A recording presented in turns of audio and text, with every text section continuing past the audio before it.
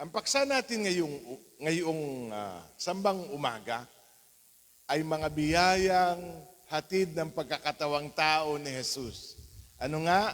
Mga biyayang hatid ng pagkakatawang tao ni Jesus. Ano ba ang biyayang dinala ng Diyos sa atin?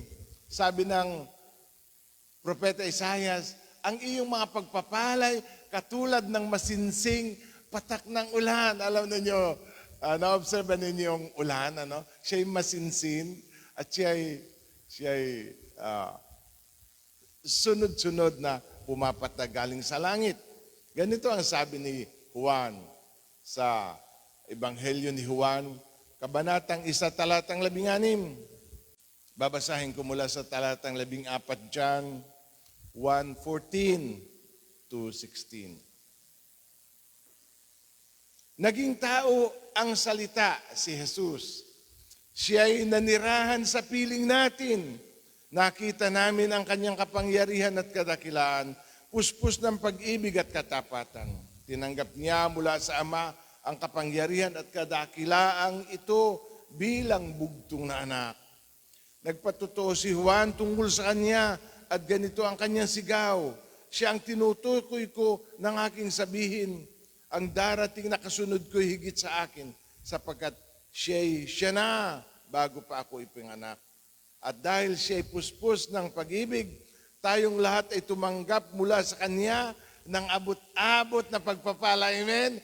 Tayo'y tumanggap mula sa Kanya ng abot-abot na pagpapala. Sa English, one after another. Kapapatak lang ng isa, andyan na naman. Yun ang ibig sabihin ng abot-abot na pagpapala. Parang tayo'y punong-puno, parang hindi natin kayang yapusin at unawain ang laki ng mga pagpapalang yun na dulot ng kanyang pagkakatawang tao. Nag-umpisa ang ating pagbasa at naging tao ang salita. And the Word became flesh and dwelt amongst us.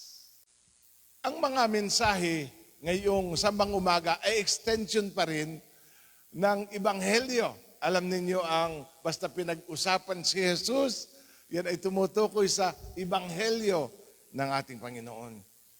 Gusto kasi nating himayin hanggang sa kaliit-liitang bahagi ng Ebanghelyo. Ayaw nating mamiss ang hanggang sa kaliit-liitang detalye. Dahil dito nakasalalay ang kaligtasan ng ating mga kaluluwa. Magmintis na tayo sa ibang bagay. Huwag lamang sa pagkaunawa sa Ebanghelyo. Dahil ang Ebanghelyong ito, ang kapangyarihan ng Diyos para maligtas tayo. Kaya kung hindi man natin maintindihan ang ibang mga bagay, dahil sa kakapusan ng ating pangunawa, hayain siya na. Pero sa Ebanghelyo, dapat ay maging malinaw na malinaw ito. Dahil kung tayo maliligtas, tayo at ang ating sambahayan, ayun ay kung naintindihan natin ang Ebanghelyo ng ating Panginoon. Napakadakilang kaligtasan ang inihatid ng Ebanghelyo.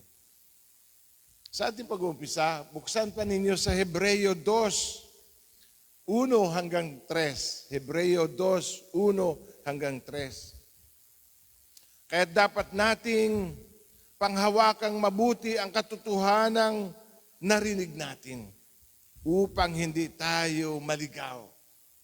Isipin mo yon,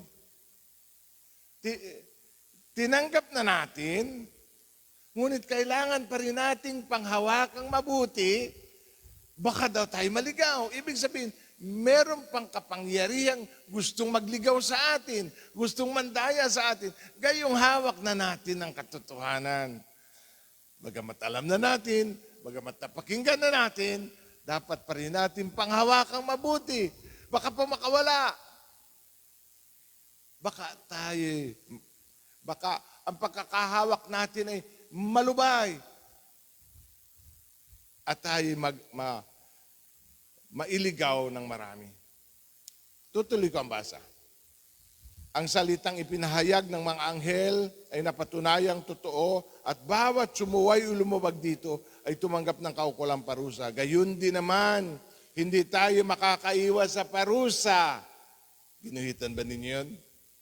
Hindi tayo makakaiwas sa parusa kung hindi natin pahalagahan ang kaligtasan ito na napakadakila.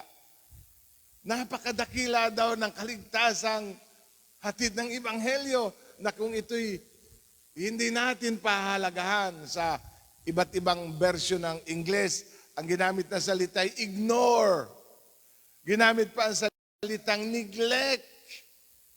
Kapag hindi daw natin pinansin, pinahalagahan at hindi natin niyakap ng mabuti, hindi tayo makakaiwas sa parusa. Iisa ang mabuting balita. Ngunit ipinipresenta natin ito sa iba't ibang perspective, baka sakaling maunawaan kahit nung mga pahat ang pag-iisip. Kahit yung kulang sa pagkaunawa, ipinipresenta natin ang bawat anggulo nito upang ma-appreciate natin ang kagandahan nito, ang kadakilaan nito. Kapag pag-uusapan natin ang kaligtasan, nakapaloob dito ang maraming iba't ibang bagay na hindi mo alam kung alin ang una at kung paano ang pagkakasunod-sunod. Halimbawa, nang ikay sumampalataya at nagsisi, kasunod nun ikay pinanganak na muli, ikay inampo ng Diyos, ikay binigyan ng karapatang maging anak, ikay binigyan ng buhay na walang hanggan, binigyan ka ng karapatan na manirahan sa langit, ikay nilinis, ikay pinatawad, ikay binanal, ikay inaring ganap. Binigyan ka ng Espiritu Santo. Ikay binautismuhan sa katawan. Ikay binilang sa pamilya ng Diyos. Ang lista ay mahaba. Kung minsan hindi mo alam kung kailan nangyari ito, kailan nangyari ito. Kasi para nga itong masinsing patak ng ulan na halos kung hindi man magkakasabaya, ay sunod-sunod nating tinatanggap galing sa Diyos. Amen po ba?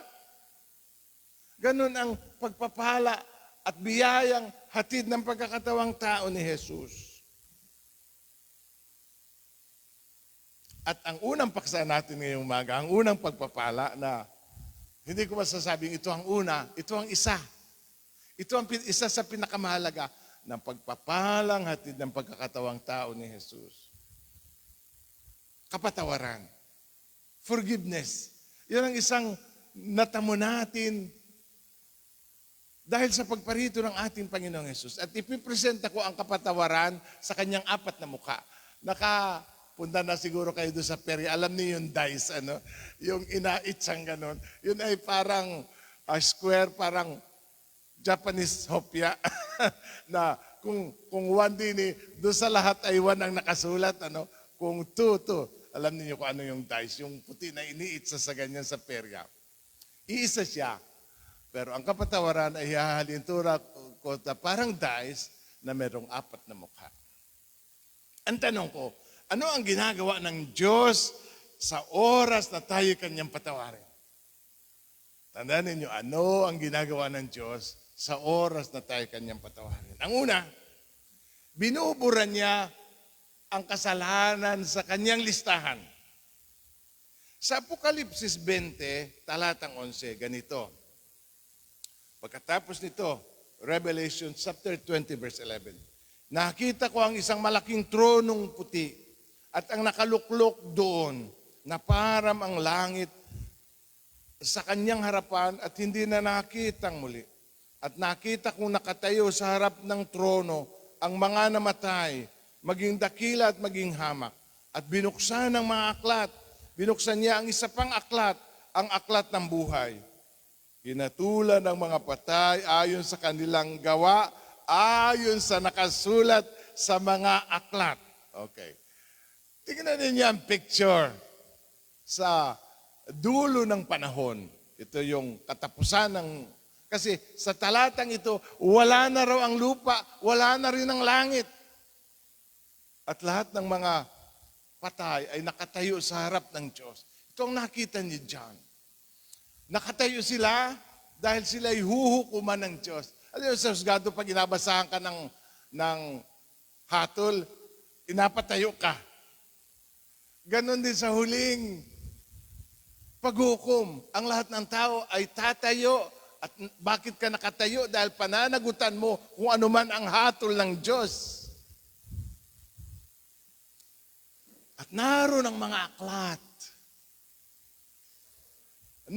Yun ay tala, aklat, talaan ng buhay ng bawat isang tao. At sa kabila ay tila merong isang malaking aklat. Ang tawag sa aklat na yun ay aklat ng buhay. Lahat ng mga sumasampalataya kay Jesus, lahat ng mga inililigtas ng Diyos ay nakatala ang pangalan sa aklat ng buhay. Ngunit, kapag ang pangalan mo'y hindi nakatala sa aklat ng buhay, hahatulan ka ayon sa sinasabi ng mga aklat. Yung tala, aklat, talaan ng buhay. Naroon at siguro pagdami na yung kasalanan, kapal na listahan. Na-imagine ninyo. At kapag ang pangalan mo hindi nakasulat sa aklat ng buhay, ikay hahatulan ayon sa sinasabi ng aklat talaan ng buhay mo.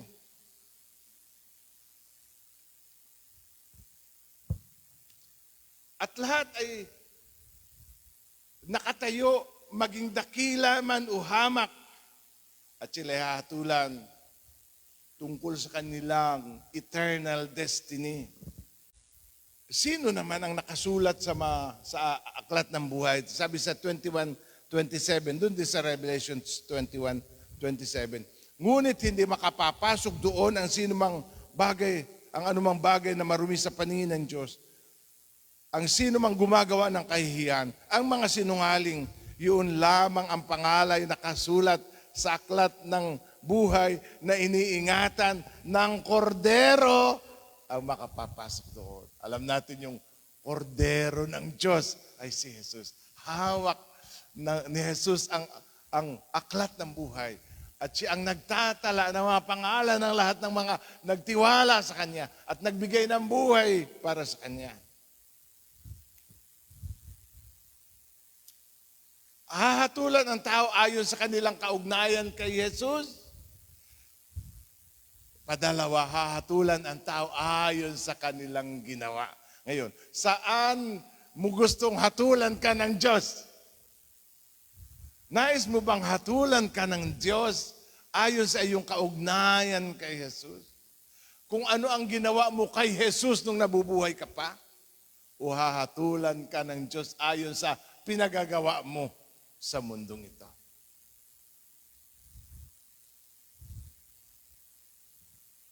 Lahat ng kasalanan natin ay nakasulat doon. Kasi sabi ni Jesus, ang bawat salitang walang kabuluhan na ating sinalita ay pananagutan natin sa huling araw. Ganun po kadetalyado ang nakasulat sa aklat natin sa langit. Hanggang sa kaliit-liit ay nakalista doon. Ngunit sinabi ko na kapag tayo ay sumampalataya, ay binubura ng Diyos ang listahan ng ating mga kasalanan. Ganito ang nangyari samantalang nakabayubay si Jesus sa krus. Ang sabi niya, naganap na, it is finished. Pero kung aaralin natin ang pinag-ugatang salitang Griego, yung it is finished ay tetelestai, isang Greek word na ginagamit sa mga palengke na kapag ang isang paninday bayad na, ang resibo'y tinatataka ng paid. Bayad na. Paid in full. Kaya nang sumigaw si Jesus ng tetelestai, it is finished, ibig sabihin ay paid in full. Bayad na, binayaran ng lahat ni Jesus. Kaya sa bawat pahina ng ating aklat-tala sa langit ay para nating nakikitang tinatatakan ng dugo ni Jesus ang lahat ng mga listahan yun at sinasabing bayad na. Amen? Kaya hindi na nagamatter dahil bayad na. Burado na. Burado na ang ating mga kasala. Wala na tayong sala. Hindi na hahatulang maparusahan. Hindi ba? Hindi na mahalaga kung ano ang nakasulat sa mga aklat. Ang mahalaga ay kung nakasulat ang ating pangalan sa aklat ng buhay. Ang sabi ni Jesus ay ganito, binigyan ko kayo ng kapangyarihang umapak sa mga ahas at mga alakdan at yumurak sa kapangyarihan ng kaaway, walang makapipinsala sa inyo. Gayunman, mag-alala kayo, hindi dahil suko sa inyo masamang espiritu, kundi dahil nakatala sa langit ang mga pangalan ninyo. Amen? Mag-alala daw tayo. Ano ang magiging source ng ating kagalakan? Maraming source ng ating kalungkutan. Lalaki ang pera ngayong Pasko. Malungkot kayo. Na-miss ang padala. Wala kayong boyfriend. Walang girlfriend. Ano ang pwedeng makapagpasaya sa atin? Material na bagay? Hindi, sabi ni Jesus. Mag-alala kayo. Kahit nga sa kapangyarihan tinanggap natin galing sa Diyos, hindi tayo dapat magpiesta sa kagalakan. Ang ipagpiesta natin ay ang ating pangalan ay nakasulat sa langit. Amen po ba? Yung ang mga pangalan ay nakasulat sa langit, sumagaw ng amen. Magalak tayo ngayong Pasko dahil ang ating pangalan ay nakasulat sa langit. Padalawa. Ano nga ang una? Binubura ng Diyos ang ating mga kasalanan. Padalawa, inaalis ng Diyos ang ating pananagutan. Sa panalangin, sinabi ni Jesus ay ganito, patawarin mo po kami sa aming pagkakautang. Nagbabasa ako sa lumang salin. Forgive us our debts as we forgive our debtors. Sa Biblia, kaisipang hiniram natin sa Biblia, ang pagkakasalay, pagkakautang. Kaya sabi ni Pablo, huwag kayong magkautang. Ang kasalanan ay utang, pagkakautang. Sa makatwid, ang kasalanan ay sinisingil kung ito'y isang pagkakautang. Sa ibang version, forgive us for our trespasses. Ang kasalanan ay sinisingil at hindi tayo makakatakas sa paniningil ng Diyos. Isipin natin kung tayo ay nagkautang sa tao, pwede mong tanggihan. Natanggi ka ba sa utang? Kapag sa tao, pwede mong ay awan, kung kailan yung nasabi mong nangutang, wala akong matandaan.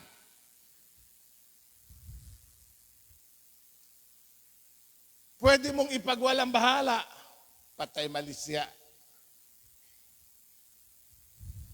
Pwede mong pagtaguan ang utang.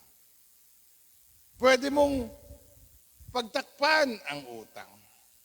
Pwede mong ilihim ang utang. Pwede mong i-justify.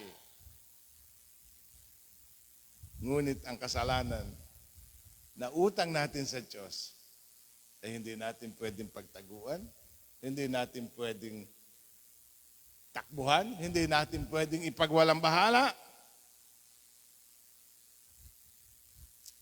At ang kabayaran sa kasalanan ay yung mismong buhay natin. Ang buhay natin ang sisingilin ng Diyos. Dahil ang sabi, ang kabayaran ng kasalanan ay kamatayan. Ang kasalanan ay may bayad, hindi libre. Yan ay utang natin. At habang tayo nagkakasala araw-araw, palaki ng palaki ang ating pananagutan sa Diyos. Ang kasalanan hanggat hindi napapatawad ay mananatiling standing obligation. Ano ibig sabihin ng standing obligation? Kahit naman umang mangyari, obligasyon mo yun. Yun ang kasalanan. Kahit na anong mangyari, obligasyon mo yun. Nakakaawa ka, ay magbabayad ka rin. Hindi ba? Nagka-cancer ka, mamamatay ka, kawawa ka, ay kahit kawawa ka, magbabayad ka pa rin. Mahirap ka sa mundo, malupit ang mundo. Kahit na anong kasawian, ang naranasan mo sa lupa, magbabayad ka rin. Sana yung mga nabuhay na kawawa sa mundo ay hindi ka na magbabayad. Total kawawa ka naman. 20 taong ka na mali mo sa kalye. Pinagmalupitan ka ng magulang mo, ang mundo'y malupit sa iyo. Ay siya sa langit ka na. Hindi. Lahat tayo'y magbabayad dahil ang kasalanan ay utang na sisingilin ng Diyos. Hindi naman pwedeng i-credit yung kabanalan ng iba. Ay, sige, marami ko namang kabanalan na iyon ang iba para ka mapatawad. Umabait naman ang nanay mo, ang tatay mo naman ay pastor, ay sige, patawad na. Alam niyo sa kasalanan, kapag hindi natin pinagsisihan, walang patapatawad ang Diyos.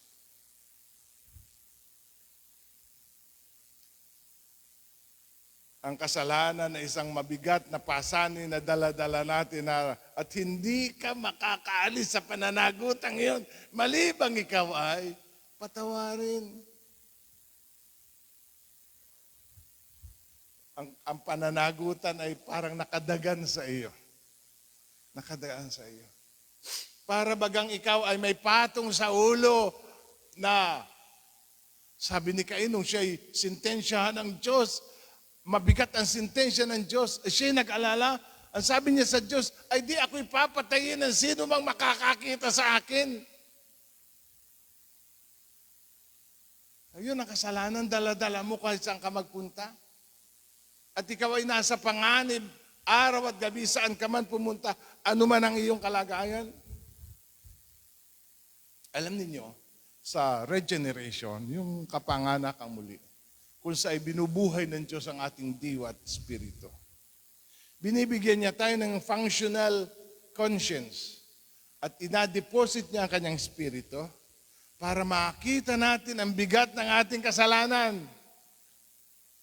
Hanggat ang tao hindi binubuksan ng Diyos ang pag-iisip, hindi niya makikita ang bigat ng kanyang kasalanan. Hindi ba? Kailangan buhayin ng Diyos ang ating espiritu para makita natin ang bigat ng ating kasalanan at yun ang mag-aakay sa atin sa pagsisisi. Hindi ba yung mga taong hindi nakikita ang bigat ng kanilang mga kasalanan ay masarap pa rin ang tulog kagabi? Nakakatulog pa, nakakatawa pa, pero mabigat ang kanilang pananagutan sa Diyos. Pero okay lang dahil hindi pa nabubuksan ang kanilang puso para makita kung gaano kabigat ang kanilang kasalanan. Ngayon, pinakapal na ng kasalanan ang kanilang budhi. Kaya hindi nila maramdaman ang bigat nito. Gayon pa man, magugulat sila sa araw ng paghuhukom kung saan ay sisigilyan ng Diyos ang kabayaran hanggang sa kaliit-liitang kasalanan. Sa huling araw, tingnan ninyo, sa Mateo 12:33. Tandaan ninyo, Mateo 12:33. Sa araw ng paghukom, pananagutan ng tao. Kailan daw ang araw ng singilan? Sa araw ng paghukom, pananagutan ng tao. Ngayon, kapag tayo pinatawad ng Diyos, inaalis ng Diyos yung pananagutan. Nawawala na tayo ng responsibilidad sa ating mga kasalanan. Hindi ba yun ang magaan sa dibdib mo na ikay may utang pero hindi ka nasisingilin? At sinabi ng nagpautang, ala na yun, wag mo nang bayaran. Kapag ikaw ay pinatawad ng nagkautang sa iyo sa araw na yun, lahat ng utang mo at pananagutan na nawawala. Naunawaan po ba ninyo na nang tayo patawarin ng Diyos at binura ang listahan ng ating mga kasalanan, inalis ang kasalanan at dahil doon nawala ang pananagutan, hindi na tayo sisingilin ng Diyos. Amen? Na ginawa mo pero dahil binura na, parang hindi mo na ginawa. Ginawa mo pero parang hindi mo na ginawa dahil pinawi ng kasalanan at dahil doon nawala ang iyong pananagutan. Alam niyo, hindi tayo naniniwala sa karma. Dahil ang karma ay naniniwala sa buhay na ito, pagbabayaran mo ang kasamaan mo. Ang ginawa mo babalik din sa iyo. Hindi yun ang turo ng Biblia. Ang araw ng singilan ay dun sa araw ng paghuhukom. Hindi ngayon. Hindi kasi, maaaring pinapalo ka ng Diyos, pero ang araw ng singilan hindi ngayon. Bakit hindi ngayon? Kasi binibigyan pa niya ang tao ng pagkakataon magsisi. Kaya maraming taong hindi nagsisisi dahil hindi naman sila pinaparusahan ng Diyos. Hindi talaga. Dahil binibigyan niya ng pagkakataon ng bawat tao na magsisi. Sana'y pwede natin pagtaguan ng Diyos. Sana'y pwede tayong tumakas sa paghuhukom ng Diyos. Pero para lang ilalarawan sa inyo, hindi para kayo takutin. Nakakatakot naman ang mensahe ni Pastor agang-aga. Sa Apocalypse chapter 6, pahayag, Revelation chapter 6, sa 16 hanggang 17. Nagtago sa yungib at sa pagitan ng mga bundok ang mga hari sa lupa, ang mga maharlika, ang mga pinuno ng hukbo, ang mayayaman, ang makapangyarihan, lahat ng tao malaya manualipin. At sinabi nila sa mga bundok, tabunan ninyo kami para hindi namin makita ang mukha ng nakaluklok sa trono at di madama ang puot ng kordero sapagkat dumating na ang araw ng pagbubuhos ng kanyang puot at sino ang makatatagal? Ang sinasabi dito, ang parusa sa kasalanan ay higit pa sa kaya natin batahin. Higit pa sa kaya natin batahin. Kasi kaya ang mga tao na nagdadanas ng pagpaparusa ng Diyos ay nagsasabing, sa araw ng pag-ibuhos ng Diyos ang kanyang puot, ay sino ang makatatagal? Ngayon, mapalad tayo dahil ang ibinubuhos ng Diyos ay ang kanyang pag-ibig. Amen? Ang inabuhos ng Diyos ay pagpapalang parang masinsim patak ng ulan sa bawat isa atin. At ang pag-ibig ng Diyos ay sumisigaw ng kapatawaran sa bawat makasalanang lumalapit kay Jesus. Ngunit sa araw na tumigil ng patak ng ulan, sa araw na itinigil na ng Diyos ang pagbuhos ng kanyang pag-ibig, isang araw, ang puot naman ng Diyos ang kanyang ibubuhos at sino ang makatatagal. Nakikita po ba natin ang pangangailangan na tayo'y dapat mapatawad ng Diyos? Amen? Magmamadali ba tayo at mangayo-ngayo pa sa Diyos para humingi ng kapatawaran? Sabihin mo, kailangan ko yun. Lakas-lakasan mo. Kailangan natin lahat yun. Kailangan nating mapatawad sa ating mga kasalanan. Dahil hanggat hindi napapatawad ang kasalanan, yun ay ating pananagutan. At ang pag-asa lamang para makalaya sa pananagutan ay ang mga yupapa sa harap ng Diyos at hingi na, Panginoon, huwag mo akong singilin sa lahat ng aking kasamaan.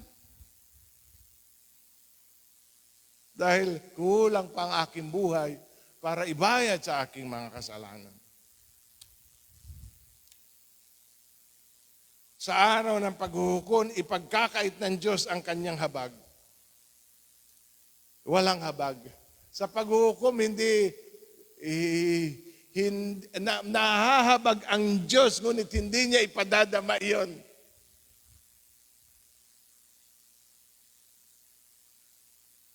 Ngayon, di ba ang Diyos ang modelo ng pagpapatawad? At kapag tayo pinatatawad, pinalalaya niya tayo sa pananagutan at wala na siyang karapatan na tayo singilin at sumbatan. Alam niyo, kapag kayo nagpatawad, wala na kayong karapatang manumbat. Kapag ikaw ay hindi pa nagpapatawad, nasa iyo ang lahat ng karapatang sumbatan na lahat ng nagkasala sa iyo. Karapatan mo yun dahil ikay argabyado. Ngunit kapag ikay napatawad, nawawalan ka ng karapatang manumbat. Maningil. Ano pa sisingilin mo? Wala na, napatawad mo na.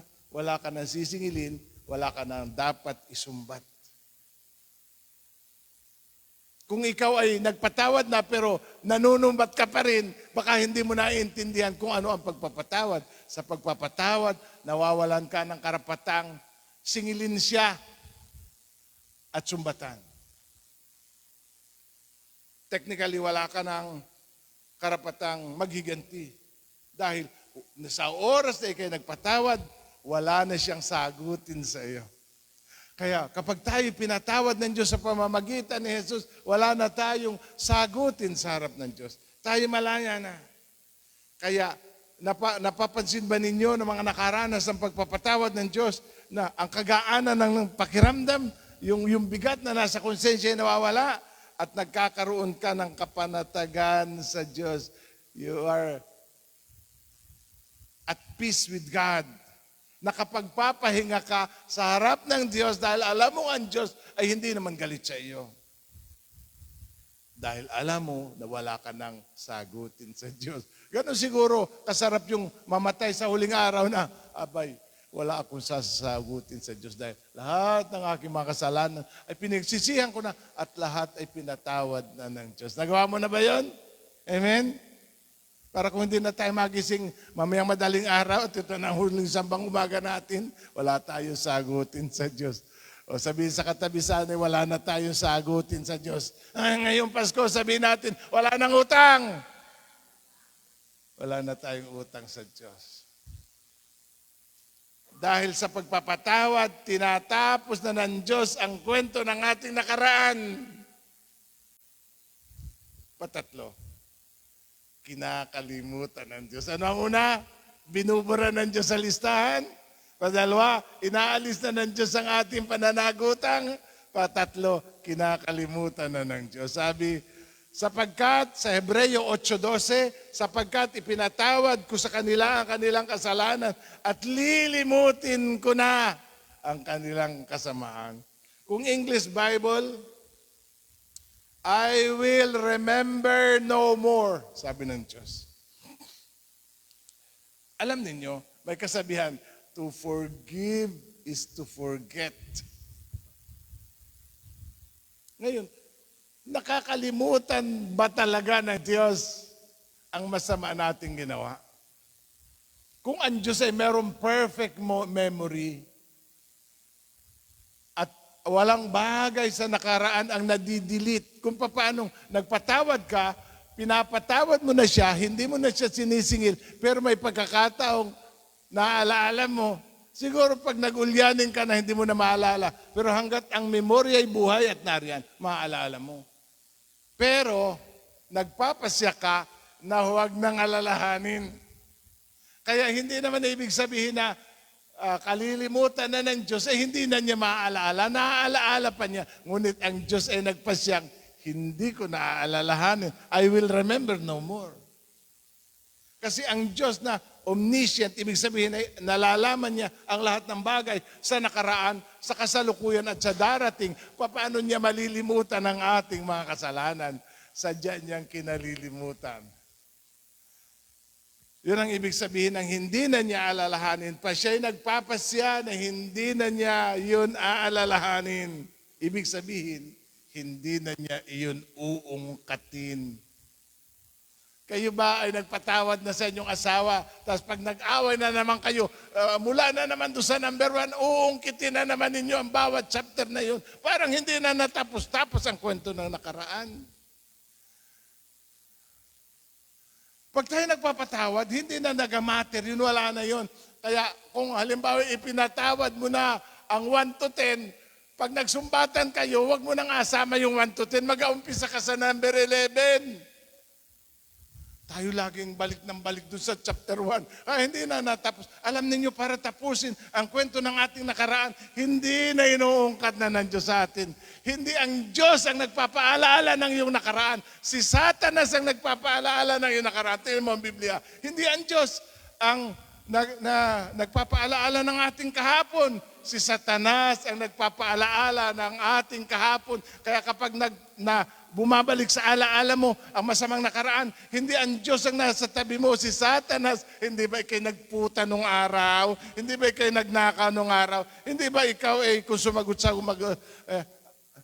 ang nagpapaalaala ng ating nakaraan ay hindi ang Diyos. Sapagkat yun ay hindi na niya inuungkat. Kaya pag tayo nagpatawad, huwag na nating ungkatin dahil hindi na nagamatter yun sa iyong ngayon. Hindi na. Kapag nagpatawad ka, yung iyong ipinatawad ay hindi mo na pwedeng gamiting sandata laban sa Kanya. Hindi ba kaya natin inuungkat ang nakaraan ay dahil yung mga utang niya sa atin gusto nating itaplak sa Kanyang mukha at gamiting sandata laban sa Kanya para tayo makapuntos, para tayo makaganti. Kapag ikaw ay nagpatawad, ang kasalanang ipinatawad mo ay hindi mo na pwedeng gamiting sandata laban sa Kanya. Kung paano hindi na pwedeng ungkatin ni isumbat ng Diyos ang lahat ng iyon. Dahil sabi niya, I will remember no more. Amen? Si Ezekias ay nanalangin ng ganito sa Diyos at babasahin ko sa Isaiah 38:17. Isaiah 38:17. You have put all my sins behind your back. Inilagay mo, O Diyos, ang lahat kong kasalanan sa iyong likuran. Ano daw ang ginawa ng Diyos sa lahat ng kasalanan ni Ezekias? Inilagay mo, O Diyos, ang lahat kong mga kasalanan sa iyong likuran. Behind. Lahat ng mga nakaraan, behind na. Nasa likuran mo na. Hindi na nagamatter yon sa iyong kasalukuyan. Panghuli. Naantok na ba kayo? May tayo kape. Okay, sana ang kagandahan ng salita ng Diyos ay pumupukaw sa atin para manatiling gising. Yugyugin ang katabi, gising tayo. Meron pang isang punto. Pangapat, ano nga ang una? Binubura na ng Diyos. Padalawa, inaalis niya ang kanyang pananagutan. Pangatlo, kanyang kinalilimutan. Pangapat, inaalis niya ang parusa. Parusa. Ang sabi sa Roma 8:1, kaya nga hindi nahatulang mapahamak ang mga hindi nahatulang maparusahan. Ano daw? Yung mga nakipag-isa kay Kristo, kaya nga hindi nahatulang maparusahan. Kaya yung penalty ang nawawala. Kapag napatawad ka, yung penalty nawawala. Inaalis ng Diyos. Saka sa unang bahagi na Roma 1, ay sinasabi ni Pablo na dahil sa kasalanan, ang lahat ng tao ay nakasakdal sa hukuman ng Diyos. Tayong lahat ay nakasakdal sa hukuman ng Diyos. Tayo kumbaga nakademanda lahat, dahil tayo lahat ay may kasalanan sa hukuman ng makatarungan Diyos. We are charged. Tayo nakademanda. Sabi sa Roma 2, babasahin natin, 4. Roma 2:4. O hinahamak mo ang Diyos sapagkat siya'y napakabuti, mapapigil, mapaumanhin. Hindi mo ba alam na binibigyan ka ng Diyos ng pagkakataong magsisi at magbagong buhay dahil napakabuti niya? Verse 3, akala mo ba'y makakaiwas ka sa hatol ng Diyos kung hahatulan mo ang mga gumagawa ng mga maling gawain, ginagawa mo rin. Tingnan ninyo, hindi daw tayo makakaiwas sa hatol ng Diyos. Ang makasalanan ay hindi makakaiwas sa hatol ng Diyos. Hindi makakaiwas. Yung hatol, yun ang parusa. Sa Romans 1:27, Romans 1:27, gayon din ang ginawa ng mga lalaki, ayaw makipagtalik ng mga babae, kundi sa kapwa lalaki na rin sila na humaling. Ang ginagawa ng mga ito'y nakakahiya, kaya't hindi nila maiiwasan ang parusa. Hindi nila maiiwasan ang parusa sa kanilang lisyang pamumuhay.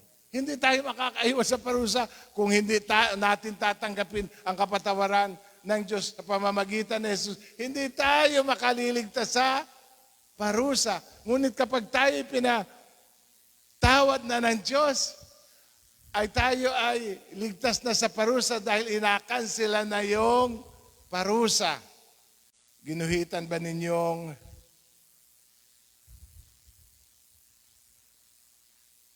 sabi kasi dito sa verse 5, dahil sa katigasan ng inyong ulo at di pagsisisi, Pinabibigat mo ang parusa. Nakita ninyo, nasa Biblia ninyo yan. Dahil sa katigasan ng inyong ulo at di pagsisisi, ano ang kalagayan ng makasalanan para siya tumanggap ng parusa? Dahil sa kanyang katigasan ng ulo at dahil ayaw niyang magsisi. Kahit ang sabi ng Ebanghelyo, magsisi kayo at talikdan ninyo ang inyong mga kasalanan dahil sa katigasan ng ulo at dahil sa tumanggi silang magsisi. Pinabibigat mo ang parusang ipapataw sa iyo sa paghahayag ng puot ng Diyos. Sapagkat siya ang gaganti sa lahat ng tao. Ginuhitan ba niyo yung lahat ng tao? Para sabihin, hindi ka exempted dito? Ginuhitan din ba ninyong hindi nila maiiwasan? May important truth. Hindi nila maiiwasan ang parusa. Ngayon, tayo nag-uusap tungkol sa kaligtasan. Pero ang number one talagang iniisip natin kapag pinag-uusapan ang kaligtasan ay parusa. Bakit? Saan tayo ligtas? Sa parusa kasi yung impyerno, parusa. Ngunit kapag pinatawad tayo ng Diyos, yung parusa na yun ay inaalis. Kaya hindi na tayo. Ano ba talaga ang nangyari? Sa pagpapatawad ng Diyos sa pamamagitan ni Jesus, ang inaalis ng Diyos ay yung sakdal. Inaturuan ko kayo sa legal. Bakit hindi na tayo pananagutin? Dahil inalis na ng Diyos yung demanda. Kasi ang sabi ng Biblia ay, sinong makapagsasakdal sa atin? Kaya inalis na ng Diyos yung demanda. At dahil wala ng demanda, wala na rin pananagutan. At dahil wala na rin pananagutan, wala na rin kaparusahan. Kasi binura na ng Diyos ang kasalanan. Kaya, bakit inalis ang demanda? Kasi wala ng kasalanan. Ano pang ididemanda mo kung wala na ang kasalanan?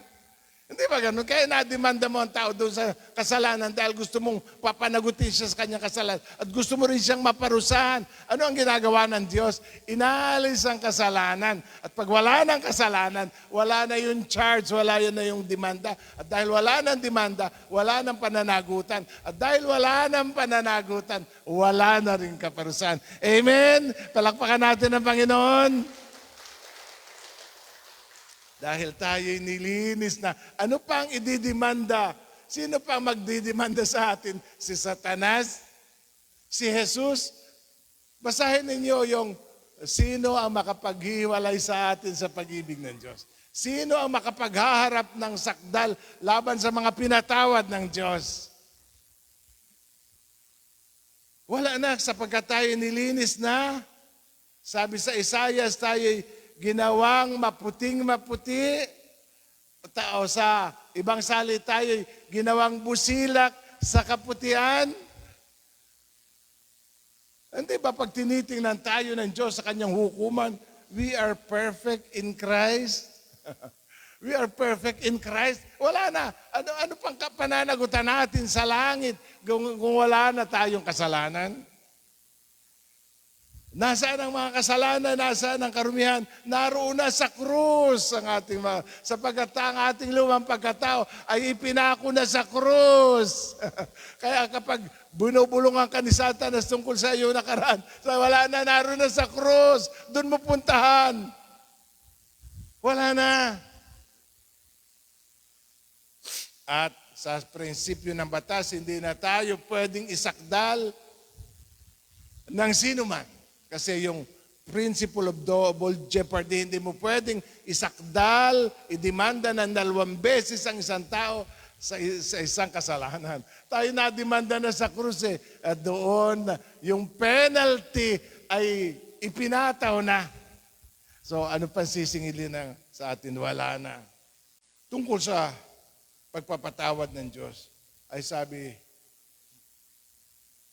inilayo ng Diyos ang ating mga kasalanan kung gaano kalayo ang silangan sa kanluran. Alam po ba ninyo na kailanman ang silangan at kanluran ay hindi magtatagpo? Maglakbay ka ng maglakbay ka ng pasilangan, ng pasingalan. Hindi ka makakarating sa kanluran. Dahil ang Mindoy Bilog. Subukan ninyo, maglakbay ka sa mga seaman, maglakbay ka ng pasingalangan, ng pasingalan. Hindi ka makakarating sa kanluran. Kasi ang kanluran, silangan kailanman na hindi nagtagpo. Bakit ito ipinaliwanag ng Diyos sa ganung paraan? Para ipakita lang kung gaano kalayo ang ating kung gaano kalayo, nang malayo ang ating mga kasalanan sa atin. Inalayo daw ng Diyos ang ating mga kasalanan kung gaano kalayo ang silangan sa kanluran. Kayo ba'y overwhelmed sa laki ng pagpapatawad ng Diyos? Naroon pa sa iyong alaala yung mga kasalanan. Ngunit sa katotohanan, wala na ang iyong mga kasalanan. Wala na. Binura na ng Diyos. Kaya, ano ang provision ng Diyos para sa kapatawaran ng kasalanan? Ang sabi ni Juan, narito ang kordero ng Diyos. Bakit tinawag siyang kordero ng Diyos? Hindi natin pinili si Jesus para iligtas tayo. Pinili ng Diyos si Jesus parang maging handog. Ang Diyos ang pumili kay Jesus. Kaya si Jesus ay kordero ng Diyos. Ang kordero noong panahon ng lumang tipan ay inapili. Hindi lahat naman ay pwede. Kasi hindi pwede yung bingot, yung pilay, yung may sakit. Yung walang kapintasan, itataas pa ng pare ang buntot, titingnan ang likod ng tenga, ang ngipin, lahat ay titingnan, palalakarin. At pakatapos na makapasa sa pagsusuri, sasabihin din ng pare, tetelestai. Ang ibig sabihin, perfect. At si Jesus yung perfect na handog. Walang dungis.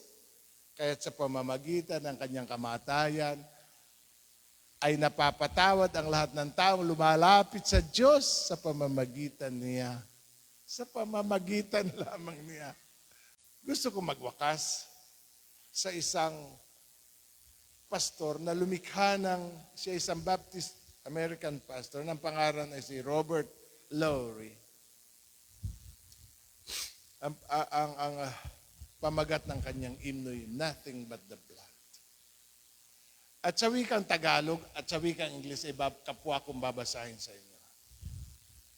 May makalilinis ba sa karumhan ng puso ko at huhugas sa sala tanging ang dugo ni Kristo?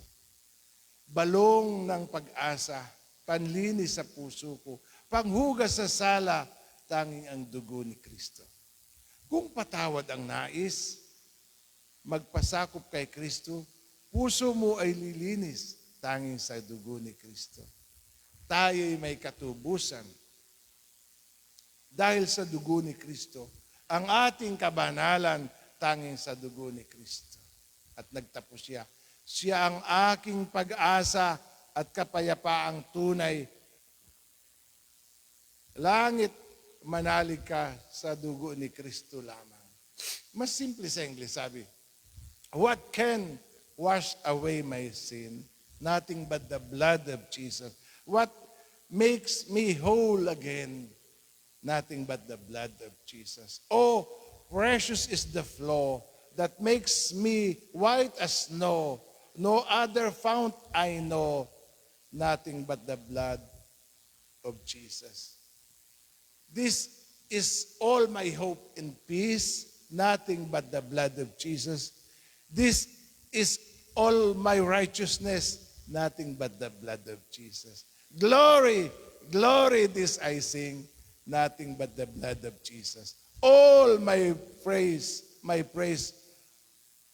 for thee I bring, nothing but the blood of Jesus.